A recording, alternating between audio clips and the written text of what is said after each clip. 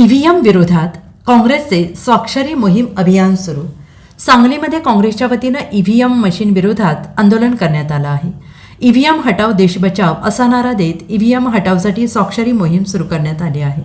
काँग्रेसचे शहर जिल्हा अध्यक्ष पृथ्वीराज पाटील यांच्या नेतृत्वाखाली या स्वाक्षरी मोहिमेचा शुभारंभ झाला असून सांगली शहरातून सुमारे 1 लाखांची स्वाक्षरी मोहीम या निमित्ताने राबवण्यात येणार आहे. निवडणूक आयोगाने ईव्हीएम ऐवजी बॅलेट पेपरवर यापुढे निवडणुका घ्याव्या आणि यासाठी महाविकास आघाडीच्या माध्यमातून या विरोधातला लढा भविष्यात आणखी तीव्र केला जाईल असा इशारा देखील यावेळी काँग्रेसचे शहर जिल्हाध्यक्ष पृथ्वीराज पाटील यांनी दिला आहे.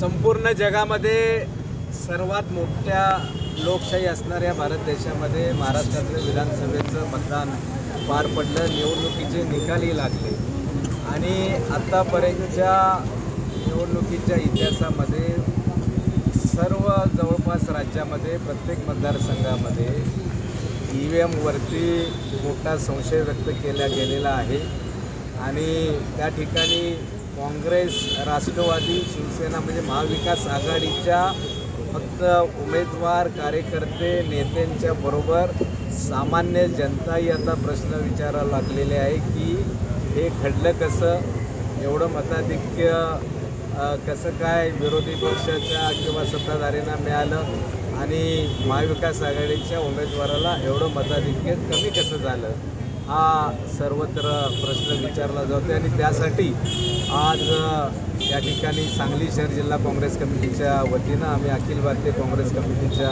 आदेशावरून आणि महाराष्ट्र प्रदेश काँग्रेस कमिटीच्या आदेशावरून या ठिकाणी बॅलेट नको, ईव्हीएम हटाव, लोकशाही बचाव, बॅलेट पेपरवर या ठिकाणी स्वाक्षरी मोहीम घेण्यासाठी आम्ही आज स्वाक्षरी मोहीम सुरू केलेली आहे आणि लोकांचा उत्स्फूर्त प्रतिसाद आज या ठिकाणी मिळतोय.